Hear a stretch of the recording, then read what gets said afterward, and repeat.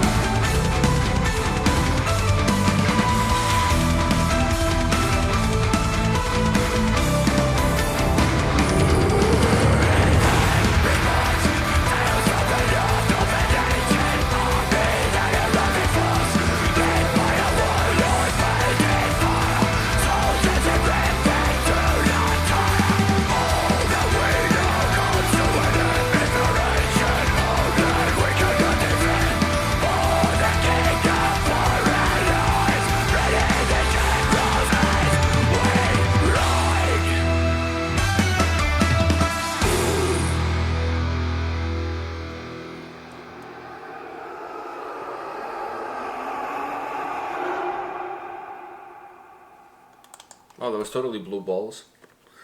What did you think? I had fun. Reminded me of Brothers of Metal. The video, not necessarily the sound, the video. I'm not gonna lie. I thought it was gonna be like one of those folk metal bands that would take themselves a little bit, not serious, but not serious. Like when it started off, I'm like, okay, serious, but not like too serious. No, kind of serious. Did you get the Brothers of Metal vibe? I did get the brother. So you thought it was going to be more like Insiferum, and it turns out it was more like Brothers of Metal. Because Insiferum, they don't take themselves super serious, but they're not the joking around. Exactly. Okay. That's what I thought I was gonna get. But then Disco Party, and we had Disco Panic, and everyone was dancing, and there was the Kentucky Brothers or whatever their name was from Night at the Roxbury, where they go like this. Yeah. And also, I noticed that the drummer didn't show up for the party dressed like the band, because the band, everyone had like their folk kind of stuff on, and he had his black t-shirt and he was just going. Well, he wanted to stand out. He wanted to stand out in the crowd, so he definitely did that. Yeah. The video kind of gave me a Brothers of Metal vibe, like kind of funny, with a lot of jokes in there, the dancing and stuff like that. Yeah. So I kind of get that vibe from the video. Now, the song itself, what did you think about the track? Because to me, there's one thing in the track that I'm not a huge fan of. What was it? Because to me, I had a fun time. It's a good track, but there's one little thing.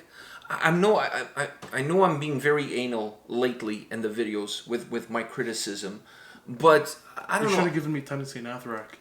Huh? You should have given me time to say Nathrak. So, anyways, I feel like the more this year I'm listening to perhaps I'm listening to a lot more than where you were last year. Metal than I did last year. And last year I listened to a lot, but this year, because we're not going anywhere, we're not going to any shows, I'm listening to a lot of albums, I'm reviewing a lot of albums, so I'm listening to a lot of music. So I'm becoming a little bit more picky with certain things that I want from certain tracks or certain bands.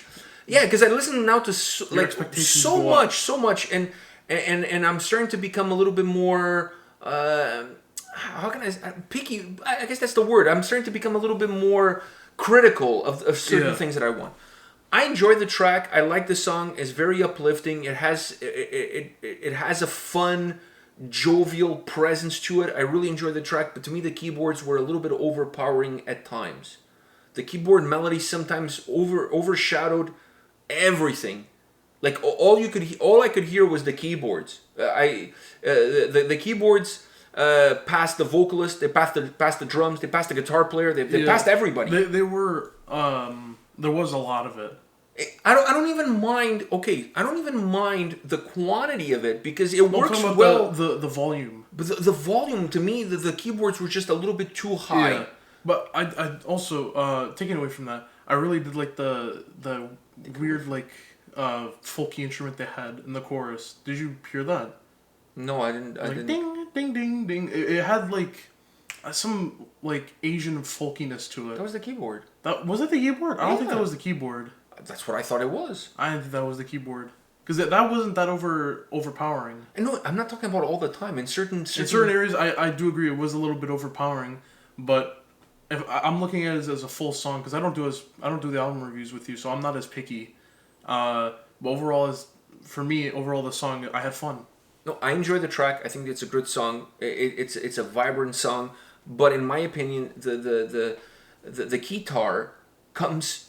It's sometimes it overpowers everything else. I would want, if you're gonna use it that much throughout the track. I mean, they even had the guitar solo back into the keyboard, back into the guitar solo. If you're gonna use it this much throughout the track, in my opinion, it has to be a little bit better mixed with everything else. So it becomes. So you're listening to the sound, but you're listening to a wall of sound that's coming at you, where everything has an equal amount. Yeah. So you have an equal amount of the drums, you have an equal amount of guitars, and you have an equal amount of the keyboards. You're getting a lot of everything, but you're getting everything in equal doses. And sometimes I felt that the keyboards overshadowed everything else. So I'm listening to the song, and suddenly all I hear is that's all I can hear. It's creeping up over everything else. And that takes a little bit away from the overall quality and impact of the track. I'm not saying I didn't like it. I liked the song. I just felt that it was overpowering at times. And because it's overpowering, for me personally, I start to get a little bit annoyed by it. You know, it became overbearing. Oh, here comes this again. I can barely hear the guitars, or I can barely hear what, you know what I mean? I like the use of it, but if you're going to use it, if you have just a solo, or you have a portion of the track, like let's say like there's a bridge and you come in with it, then you can be in the forefront. Because it needs to be in the forefront for that part. But if you're going to use it throughout the track, you need to balance it out with everything that's coming in, the drums, the guitars, in order for the overall sound to have like this equal presence, this equal volume that's coming at you, so that when you're listening to the song is worth for its whole, and you're not start to just hear one element and like, oh my god, like all I can hear is this one element, and it's hard for you to dissect what's going on because this one thing is ringing in your ears throughout the whole track. That's just my take. Maybe I'm being too picky. Yeah. Maybe you guys tell me in the comment section what you guys think. I don't think I'm being picky. I just, from my opinion, I'm at the point where I listen to so much that now the bar is like really high. Yeah. Like for me, the bar now is so high because I just listen to so much, and you guys can tell by the album reviews that I do. Almost every day there's an album review on the channel. So I'm listening to a lot of metal these days, a lot. So my bar is a little bit higher. I want certain things from certain tracks based on what you're giving me. And if you don't give me exactly what my expectations are, then you fall behind. I don't fall behind. I just move on to the next band. No, talking about the band. Oh yeah, because I just move on to the next one. Because there's the issue is this. There's so many bands out there. So many bands out there. So if it doesn't catch your attention, if that song doesn't catch my attention, I just move on to the next one. It's just the way it is. Because there's just so much out there. I'm not one of those guys that listens to the same 4 bands on loop. I know guys, for example, that, and I'm going to use Ether Realm just as an example, but I know people that when the album came out from Ether Realm, Redneck Vikings from Hell, they listen to the album ad nauseum. Like they just, and there's nothing wrong with that. There's nothing wrong with that. I listen to a lot of bands because I do a lot of reviews. So if there's a band that doesn't deliver the track the way I want the track to be delivered, then I just move on to the next one. Because there's just so much out there. I'm not the kind of guy that just listens to the same album on loop. Like, I don't have time for that because I'm listening to a lot of different bands. So even like when Rednecks from Hell came out from Ether Realm, I really liked it. I did the review. I listened to it. But now I listen to a song here and there. I'm not listening to the whole album in sequence because I'm listening to other stuff. Yeah, and so it's in between other stuff that you like. Yeah, so like, so when I listen to certain bands that do deliver the way I want them to deliver, like Ether Realm. Yeah, they end up into the playlist. They end up into they kind of become the bar. Yeah. So then when there's a band that has a similar style, and I'm not saying these guys sound similar. That's not what I'm saying. But when there's a band that has a similar approach that comes into the picture, doesn't deliver to the same level as that, then it just goes off rotation. Another band comes in because just so much out there. Yeah. So I don't fall in love with one thing and stick to that thing. I just like hop and jump and hop. So if the band doesn't do something, to me, I don't know. Maybe I'm being super picky. Maybe it's me. Maybe you guys want to tell me that I'm an idiot and I don't know what I'm talking about. But to me, the keyboard was just overpowering at times, and it drowned out everything else in the song. That's just how it comes across to me. Okay. Fair enough? Fair enough. All right, perfect. I still had fun. It's a fun track. It's a fun track. It's a fun video, too. It's a fun video. It's a fun track. It reminded me of Brothers of Metal. So, on that note, guys, come back tomorrow. We'll have more videos for you. See you guys. See ya.